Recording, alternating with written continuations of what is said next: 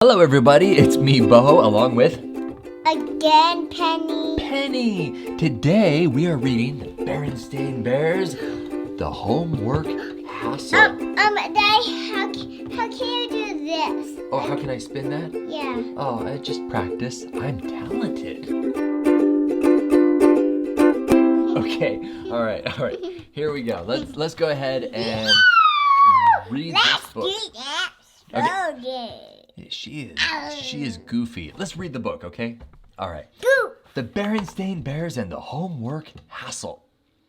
If you're a bear for TV, loud music, and fun, how are you gonna get your homework done?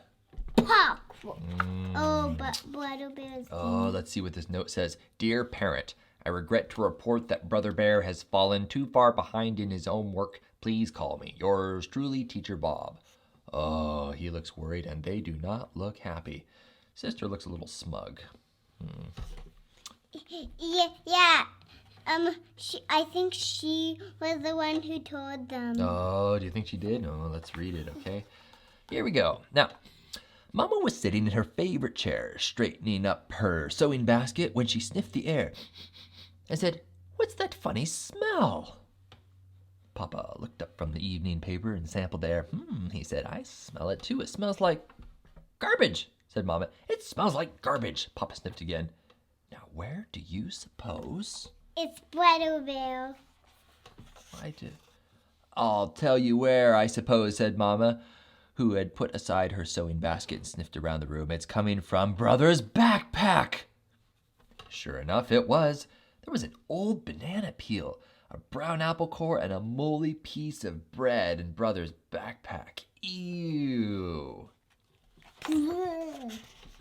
But that wasn't all that was in Brother's backpack. Among the books and papers was a letter, and it was old and wrinkled, and it was from his teacher. Mama read it. Then she passed it to Papa, and after Papa read it, he looked across the table at Brother, who was doing his homework. Him. Wait a second. At least he was supposed to be doing his homework, and maybe he was, but it was hard to tell by looking at him. He had a card table set up in front of the television that was showing his favorite program, the Bear Stooges. He was listening to his boombox and talking into a cell phone at the same time, and there was a bear game and a bowl of popcorn on the TV, and oh yes, there were some school books and a paper and pencil too. He doesn't look like he's doing homework, huh? "Excuse me, young sir," said Papa. "Is this the Mars space station?" "I'll get back to you, Fred," said Brother. He put down the cell phone and turned off the boombox. "I'm not quite reading you, Dad." "You're not reading much of anything, according to this letter from your teacher. You may as well have been on Mars for all the attention you've been paying to your homework lately," said Papa.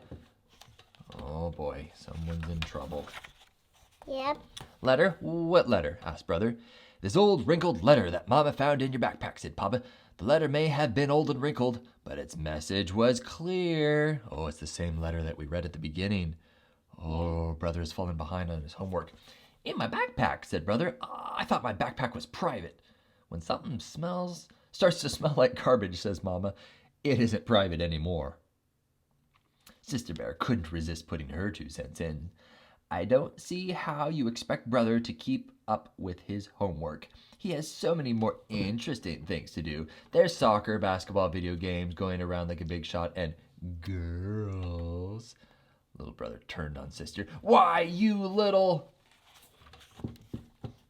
"That will be quite enough, Sister," said Papa. "Why don't you go do your homework?" "It's all done," said Sister. "See?" "You call those little scribbles homework, you old twerp," shouted Brother. Oh, he's not being very nice. Oh, those aren't scribbles. Yeah. "Now," said Mama, "let's everyone calm down and try to figure out what the problem is." She's very reasonable, huh? Oh, he isn't telling the truth. You don't think he's telling the truth? Ooh. Yeah, it's because he wasn't doing his homework. That looks like it.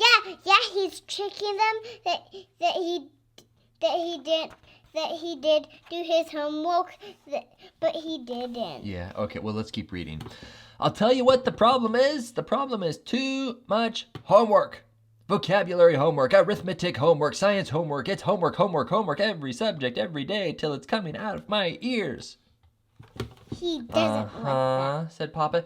Tell me, son, what is your homework for today? Oh, adding and subtracting fractions and memorizing 2 stanzas of The Bear Stood on the Burning And Deck. Halloween. You think he's coloring? You think that's homework? Yeah. That really doesn't seem like too much homework to me, son, said Papa. Brother slumped and stared at the Bear Stooges, who were busy hitting one another on the head. Do you watch a lot of TV too? Yeah, of course you don't. No. Because if you say only watch 1 show or 2 shows or 3 shows. That's right, yeah. I'm not hearing any sort of explanation, said Papa. I guess that's because tonight's homework isn't really the problem. The problem is that you haven't been handing in your homework on a daily basis. You haven't been taking care of business. You've been falling behind. Gee, what's going to happen? Asked Brother as the living room phone rang. Ring, ring, ring. Oh, what's going to happen, you think? It's the BRS, said Mama. For you, Papa. Take their number and I'll call them back, said Papa. What's the BRS, Mama? Asked Sister. It's the Bears Revenue Service, said Mama. They collect taxes.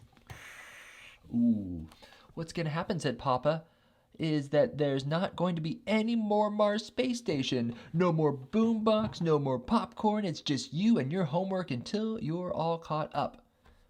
But that'll take forever, moaned Brother. Nevertheless, said Papa. You just don't understand, said Brother, heading for the door. Where are you going? Asked Mama. Where's he going? Oh, I'm just going for a walk, said Brother. As often happened when Brother had a walk and went for a walk, his feet led him to Gramps and Gran's just down the road. Oh, look, like Grandma and Grandpa, huh? Gramps and Gran could tell Brother was in trouble as soon as they opened the door. After some milk and cookies, Brother told them the whole miserable story. The telltale letter, the missed assignments, the no television, the no video games, the no anything until he caught up. He was so far behind that he'd never catch up. Oh, what do you think? Brother's never going to catch up? Yep. Wow. Oh, you'll catch up, said Gramps. Your father did. Huh? Said Brother. Same thing happened with your dad when he was your age, said Gramps. Of course, there was no television then. No television, thought Brother. Wow, what would have been, that would have been really like being on Mars. Can you imagine having no Netflix or TV or Disney or anything like that? No, I know, that would be amazing. And I can't do the phone call. Do you know what they had back then? Radio, continued Gramps. We still have it, of course, but radio was like television then.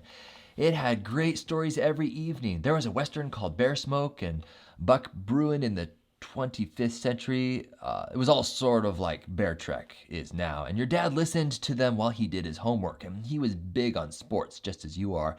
So he fell further and further behind. I clamped down on him just the way he's clamping down on you.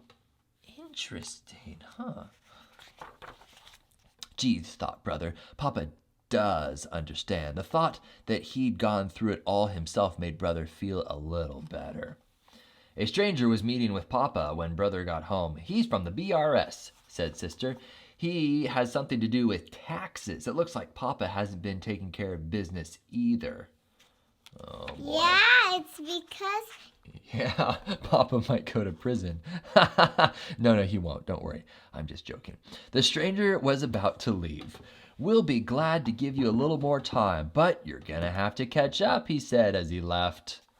Oh, he has to catch up just like Brother, huh? Wow. And that's how it worked out. Brother sat on one side of the card table, and Papa sat on the other side. It was a good lesson for both of them. Only they are doing that, but not them. That's right. So the important lesson is no matter what age you are, we all have some work to do, even though it can be really boring. Like cleaning your room, making your bed. Yeah, so bored. Yeah, it can be. But never say that you are bored. When I was little and I said, Mom, I'm bored. Do you know what my mom said? I'll find something for you to do. and she usually found something like a chore for me to do. So I learned never to say, I'm bored. So just remember, when there's work for you to do, you just have to put your head down and keep doing it, because that's the right thing to do. Even if you're Penny's age or my age, get 4, or me, 33 years old. What? Yeah, that's how old I am. All right, let's read some more, okay? 33 is like a little kid. I'm not a little kid.